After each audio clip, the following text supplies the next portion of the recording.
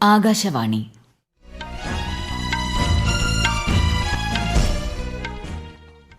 നമസ്കാരം. വാർത്തകൾ വായിക്കുന്നത് സീന ആന്റണി.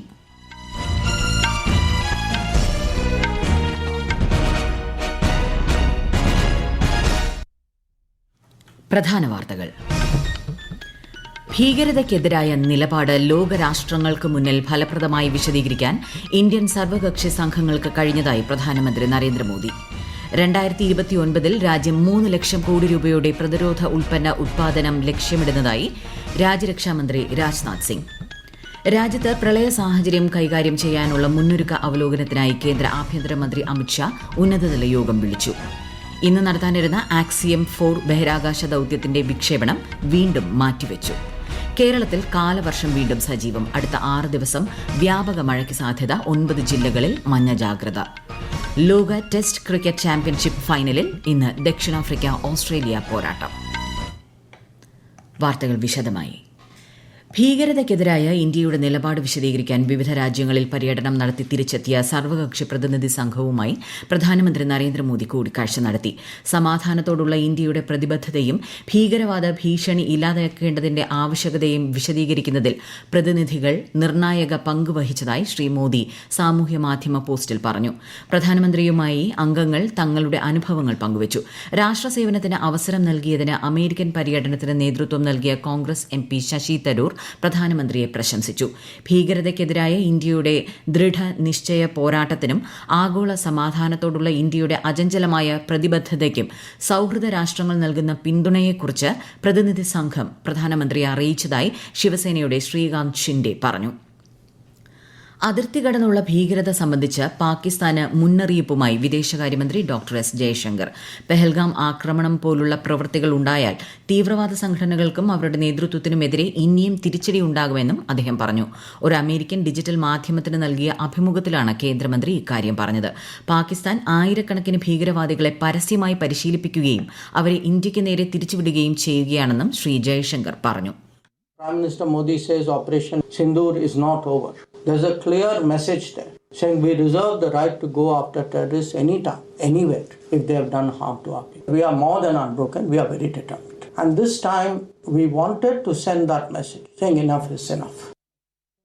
2029 ആകുമ്പോഴേക്കും രാജ്യത്ത് 3 ലക്ഷം കോടി രൂപയുടെ പ്രതിരോധ ഉൽപ്പന്ന ഉൽപാദനം സർക്കാർ ലക്ഷ്യമിടുന്നതായി രാജ്യരക്ഷാമന്ത്രി രാജ്നാഥ് സിംഗ്. ഉത്തരാഖണ്ഡിലെ ഡെറാഡൂണിൽ ദേശീയ സുരക്ഷയും ഭീകരതയും എന്ന വിഷയത്തിൽ സംഘടിപ്പിച്ച പരിപാടിയിൽ സംസാരിക്കവെ 2029 പ്രതിരോധ മേഖലയിലെ രാജ്യത്തിന്റെ കയറ്റുമതി 50,000 കോടിയിലെത്തുമെന്നും അദ്ദേഹം കൂട്ടിച്ചേർത്തു. കഴിഞ്ഞ സാമ്പത്തിക വർഷത്തിൽ പ്രതിരോധ കയറ്റുമതി 23,622 കോടി രൂപയായി ഉയർന്നതായും ശ്രീ രാജ്നാഥ് സിംഗ് പറഞ്ഞു.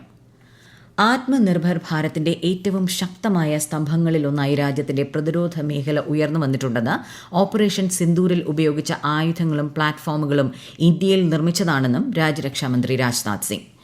ഇന്ത്യ ഇന്ന് പ്രതിരോധ മേഖലയിൽ അതിവേഗം സ്വയം പര്യാപ്തത കൈവരിക്കുകയാണെന്നും അദ്ദേഹം കൂട്ടിച്ചേർത്തു. ഇന്ത്യയിൽ നിർമ്മിച്ച പ്രതിരോധ ഉൽപ്പന്നങ്ങൾ ഏകദേശം 100 രാജ്യങ്ങളിലേക്ക് കയറ്റുമതി ചെയ്യുന്നുണ്ടെന്നും രാജ്യരക്ഷാമന്ത്രി വ്യക്തമാക്കി. രാജ്യത്ത് പ്രളയ സാഹചര്യം കൈകാര്യം ചെയ്യാനുള്ള മുന്നൊരുക്കങ്ങൾ അവലോകനം ചെയ്യുന്നതിനായി കേന്ദ്ര ആഭ്യന്തരമന്ത്രി അമിത്ഷാ ന്യൂഡൽഹിയിൽ ഉന്നതതല യോഗം വിളിച്ചു. കഴിഞ്ഞ വർഷം നടന്ന യോഗത്തിൽ എടുത്ത തീരുമാനങ്ങളിൽ സ്വീകരിച്ച നടപടികളും രാജ്യത്തെ വെള്ളപ്പൊക്ക ഭീഷണി ലഘൂകരിക്കുന്നതിന് സ്വീകരിച്ച ദീർഘകാല നടപടികളും അദ്ദേഹം അവലോകനം ചെയ്തു. വെള്ളപ്പൊക്ക നിയന്ത്രണത്തിനും ജല മാനേജ്മെന്റിനുമായി ബഹിരാകാശ സാങ്കേതിക വിദ്യ പരമാവധി ഉപയോഗിക്കണമെന്നും ശ്രീ ഷാ നിർദ്ദേശിച്ചു. ഇന്ന് നടത്താനിരുന്ന ആക്സിയം 4 ബഹിരാകാശ ദൌത്യത്തിന്റെ വിക്ഷേപണം വീണ്ടും മാറ്റിവെച്ചു. വിക്ഷേപണ വാഹനത്തിന്റെ തയ്യാറെടുപ്പിനിടെ പ്രൊപ്പൽഷൻ ബേയിൽ ചോർച്ച കണ്ടെത്തിയ സാഹചര്യത്തിലാണ് വിക്ഷേപണം മാറ്റിയതെന്ന് ISRO അറിയിച്ചു. തകരാർ പരിഹരിച്ച ശേഷം വിക്ഷേപണത്തിനുള്ള പുതിയ തീയതി പ്രഖ്യാപിക്കും.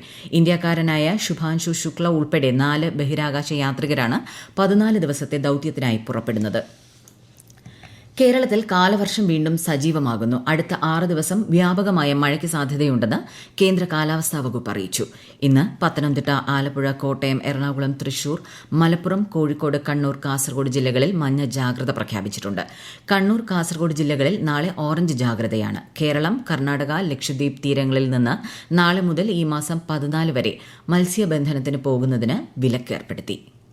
ഈ വാർത്തകൾ ആകാശവാണിയിൽ നിന്ന്. ആകാശവാണി വാർത്തകളും വാർത്താധിഷ്ഠിത പരിപാടികളും all India radio news Thiruvananthapuram YouTube ചാനലിലും @all India radio news Thiruvananthapuram Facebook പേജിലും AR News_ തിരുവനന്തപുരം ഇൻസ്റ്റഗ്രാം അക്കൌണ്ടിലും @AR News_TVM X ഹാൻഡിലും ലഭ്യമാണ്. ലോക ടെസ്റ്റ് ക്രിക്കറ്റ് ചാമ്പ്യൻഷിപ്പ് ഫൈനലിൽ ഇന്ന് ദക്ഷിണാഫ്രിക്കയും ഓസ്ട്രേലിയയും ഏറ്റുമുട്ടും. ഈ മാസം 15 വരെയാണ് മത്സരം. ലണ്ടനിലെ ലോർഡ്സ് ക്രിക്കറ്റ് സ്റ്റേഡിയത്തിൽ ഉച്ചയ്ക്ക് ശേഷം 3:30 കളി ആരംഭിക്കും. AFC ഏഷ്യൻ കപ്പ് ഫുട്ബോൾ യോഗ്യതാ മത്സരങ്ങളുടെ രണ്ടാം റൌണ്ടിൽ ഇന്ത്യയുടെ സീനിയർ പുരുഷ ടീം ഹോങ്കോങ്ങിനോട് പരാജയപ്പെട്ടു. ഏകപക്ഷീയമായ ഒരു ഗോളിനായിരുന്നു തോൽവി. ഇഞ്ചുറി ടൈമിൽ സ്റ്റീഫൻ പെരേരയാണ് ഹോങ്കോങ്ങിന്റെ വിജയ ഗോൾ നേടിയത്. മറ്റൊരു മത്സരത്തിൽ സിംഗപ്പൂർ ബംഗ്ലാദേശിനെ 1-2 ഗോളിന് പരാജയപ്പെടുത്തി. സ്വിറ്റ്സർലൻഡ് സന്ദർശനത്തിനിടെ ബേണിൽ സ്വിസ് വ്യവസായ പ്രമുഖരുമായി കേന്ദ്ര വാണിജ്യ വ്യവസായ മന്ത്രി പീയൂഷ് ഗോയൽ കൂടിക്കാഴ്ച നടത്തി. മെഷീനറി, ഇലക്ട്രിക്കൽ ആൻഡ് മെറ്റൽ വ്യവസായത്തെക്കുറിച്ചുള്ള വട്ടമേശ സമ്മേളനത്തിൽ അദ്ദേഹം സ്വിസ് ഫെഡറൽ കൌൺസിലറുമായി ചേർന്ന് അധ്യക്ഷത വഹിച്ചു.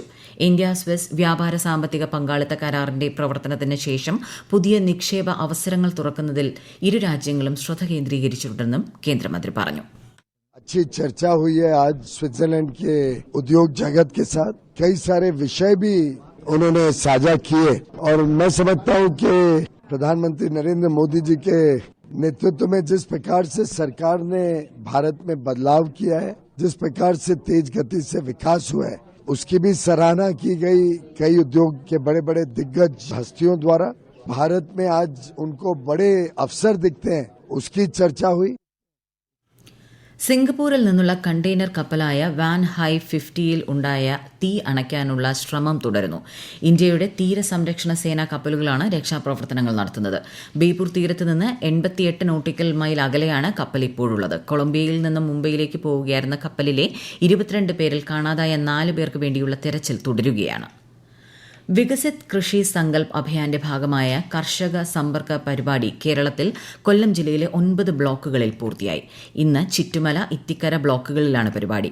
കൊല്ലം കൃഷി വിജ്ഞാന കേന്ദ്രത്തിലെ ശാസ്ത്രജ്ഞർ കർഷകരുമായി സംവദിക്കും. ജില്ലയിലെ മുഖ്യവിളകളുടെ കാർഷിക നിർദ്ദേശങ്ങളും പരിചരണ മുറകളും സംബന്ധിച്ച് കൊല്ലം കൃഷി വിജ്ഞാന കേന്ദ്രം തയ്യാറാക്കിയ ലഘുലേഖകൾ കർഷകർക്ക് വിതരണം ചെയ്യും. കേരളത്തിൽ നിലമ്പൂർ ഉപതെരഞ്ഞെടുപ്പിന് 8 ദിവസം മാത്രം ശേഷിക്കെ പ്രചാരണം ഊർജിതം.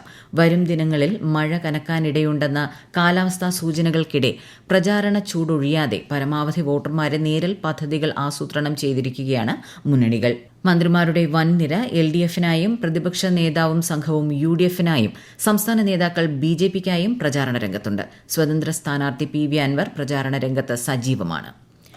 അന്താരാഷ്ട്ര യോഗാ ദിനാചരണത്തിന്റെ ഭാഗമായി നടക്കുന്ന യോഗാ സംഗമത്തിൽ പങ്കെടുക്കുന്നതിനായി ഇതിനകം 50,000-ത്തിലധികം സംഘടനകൾ രജിസ്ട്രേഷൻ പൂർത്തിയാക്കി.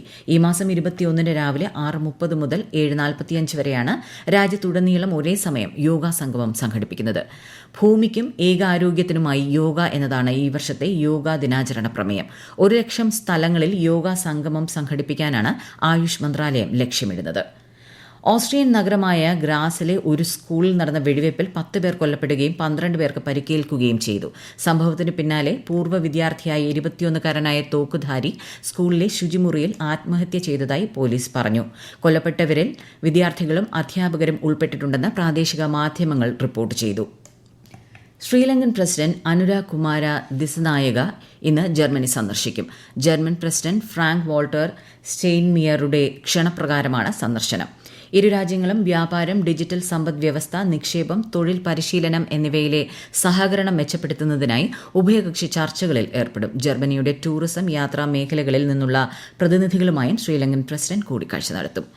ഇന്ത്യൻ പാർലമെന്ററി സംരംഭങ്ങൾക്ക് UAE നൽകിയ പിന്തുണയ്ക്ക് നന്ദി അറിയിച്ച വിദേശകാര്യ സെക്രട്ടറി വിക്രം മിസ്രി അബുദാബിയിൽ മുതിർന്ന UAE ഉദ്യോഗസ്ഥരുമായി ഇന്നലെ കൂടിക്കാഴ്ച നടത്തുകയായിരുന്നു അദ്ദേഹം. പ്രധാന വാർത്തകൾ വീണ്ടും. ഭീകരതയ്ക്കെതിരായ നിലപാട് ലോകരാഷ്ട്രങ്ങൾക്ക് മുന്നിൽ ഫലപ്രദമായി വിശദീകരിക്കാൻ ഇന്ത്യൻ സർവകക്ഷി സംഘങ്ങൾക്ക് കഴിഞ്ഞതായി പ്രധാനമന്ത്രി നരേന്ദ്രമോദി. 2029 രാജ്യം 3 ലക്ഷം കോടി രൂപയുടെ പ്രതിരോധ ഉൽപ്പന്ന ഉൽപ്പാദനം ലക്ഷ്യമിടുന്നതായി രാജ്യരക്ഷാമന്ത്രി രാജ്നാഥ് സിംഗ്. രാജ്യത്ത് പ്രളയ സാഹചര്യം കൈകാര്യം ചെയ്യാനുള്ള മുന്നൊരുക്ക അവലോകനത്തിനായി കേന്ദ്ര ആഭ്യന്തരമന്ത്രി അമിത്ഷാ ഉന്നതതല യോഗം വിളിച്ചു. ഇന്ന് നടത്താനിരുന്ന ആക്സിയം 4 ബഹിരാകാശ ദൌത്യത്തിന്റെ വിക്ഷേപണം വീണ്ടും മാറ്റിവെച്ചു. കേരളത്തിൽ കാലവർഷം വീണ്ടും സജീവം. അടുത്ത 6 ദിവസം വ്യാപക മഴയ്ക്ക് സാധ്യത. 9 ജില്ലകളിൽ മഞ്ഞ ജാഗ്രത. ലോക ടെസ്റ്റ് ക്രിക്കറ്റ് ചാമ്പ്യൻഷിപ്പ് ഫൈനലിൽ ഇന്ന് ദക്ഷിണാഫ്രിക്ക ഓസ്ട്രേലിയ പോരാട്ടം. വാർത്തകൾ കഴിഞ്ഞു. അടുത്ത വാർത്താ പ്രക്ഷേപണം ഉച്ചയ്ക്ക് 12:30.